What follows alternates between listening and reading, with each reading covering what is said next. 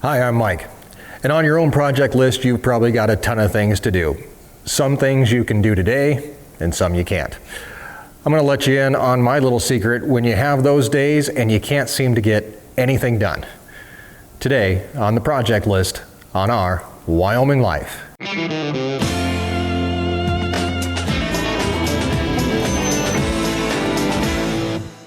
Welcome to our Wyoming Life, where we post videos 3 times per week. Everything from ranching, farming, gardening, and ranch-down cooking.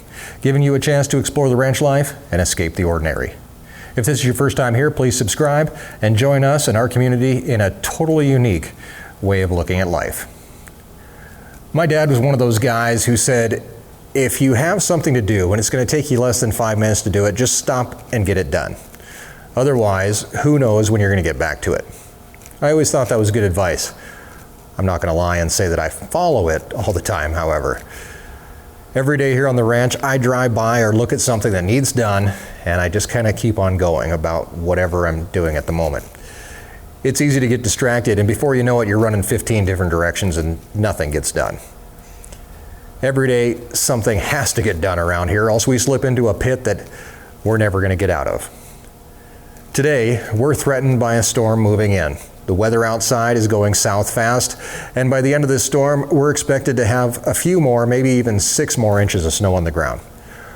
One problem that we deal with constantly is snow drifting. The wind gets behind a snowstorm, and by the time it's all over, you could have 1 inch of snow on the ground over here and 5 feet over there. Of course, the snow always drifts where you don't want it to, and there are a number of ways that we can combat the drifting of snow. One way is a snow fence.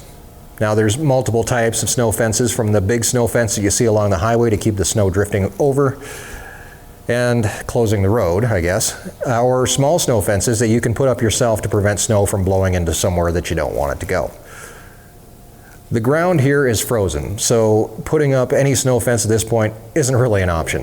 But one thing that we can do is move snow that's already starting to drift into places that can cause problems. One such place that we're going to deal with today is the hay yard. We have to be able to get hay to feed to the cows every single day, and if the bales drift in, it can make it quite a bit more difficult. Our first project today is going to be moving some of the snow that's already been drifting in front of the bales, getting it out of the way in order to keep it from drifting in even more. We still have our John Deere 6410 tractor in the barn with the box blade on it, and because the snow is only a foot or so deep, we can use it to clear out the snow in front of the bales. It doesn't look like much, but blowing snow will attach itself to the existing drifts, and they're going to grow really fast. So this little bit of maintenance should pay off in the end. We have a ton of projects on the board, and days like this can leave me staring and wondering what I can get done.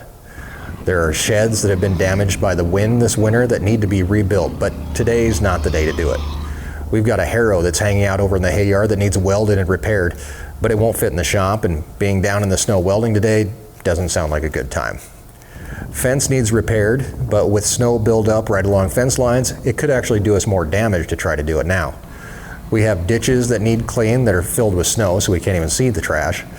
We have a water line project to do, but without a backhoe, there's no way we're going to get through the frozen earth. Some things on the project list seem to sneak by and get looked over. For the past few weeks, I've been dealing with a tractor door that doesn't close. You have to slam it 2 or 3 times for it to latch, and it's all due to a latch pin that's out of alignment. It's an easy fix, and one that should have been done a long time ago. One of those things that I should have stopped and fixed right there, but now is our chance. The door is not latching, and it's a problem of alignment of the door or the latch. The first thing to do is make sure the door itself is not sagging by making sure all the hinges are tight so that we can eliminate that problem. The pin from the latching mechanism is worn, but it seems to be okay. And after finding the right tools, we can loosen it up and align it correctly. After a few adjustments, it seems to be working just fine. And the door closes and we can cross it off the list. Hopefully, for good. Because there's some items on the list that are recurring problems, like cleaning the pigs or cleaning the shop, which can quickly become a pigsty itself. The chicken house needs cleaned regularly along with the barns and corrals. And some things never even make it on the list, like burning trash or disconnecting trailers from the pickup. We used the pickup and this trailer this last weekend to move a bunch of cows around, bringing the heifers and first-time moms closer to the barn so that when they start calving, we'll be in better shape to help them out. Since then, the trailer has been on the pickup, and now with the storm coming in, I'm going to have to go to town and stock up on feed for the animals, pigs, steers, and chickens. I'm going to need the pickup without a trailer. Our ranch pickup is a 2008 Ford F-350. It's the only pickup the ranch owns, and along with the Gator, it gets a majority of the work around here. It's got about 150,000 miles on it, and we use it mostly to haul trailers or to haul feed or supplies for the animals. Taking the trailer off isn't hard. This trailer is a 20-foot long stock trailer, and it's attached to the pickup via a gooseneck, attaching to a ball in the bed of the pickup. Backing up the trailer can be a bit more of a challenge, however. As it was for me, it was something that took years of practice. Our first year on the ranch, I couldn't back one up to save my life without taking 10 tries at it. Now I'm a little bit better, but by no means a pro.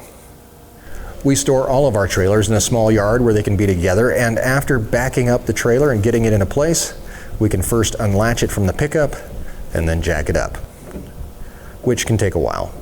But once the trailer is clear of the pickup, then it's just a matter of pulling it away, leaving the trailer behind, and clearing up the pickup for the next task, which is going to be running to town and getting a few tons of feed for the animals.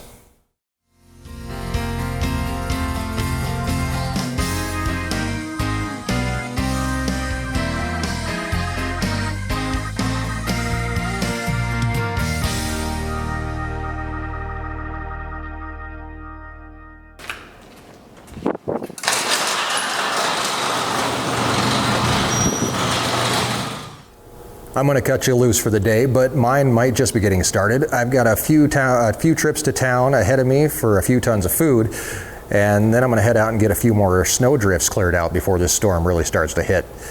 Some days, you know what, I'll tell you my secret that I talked about in the beginning. Some days it helps just to tackle the little things. You knock more off your list. You feel more productive, like you've gotten more done, which you have. Here's to you whittling down your list, and thanks for taking a few minutes to hang out with me today. Subscribe and check us out on Facebook and Instagram. This week, Erin is back in the kitchen with a wonderful new surprise for you on Thursday, and I'm definitely not going to miss that. Until next time, have a great week, and thanks for joining us in our Wyoming Life.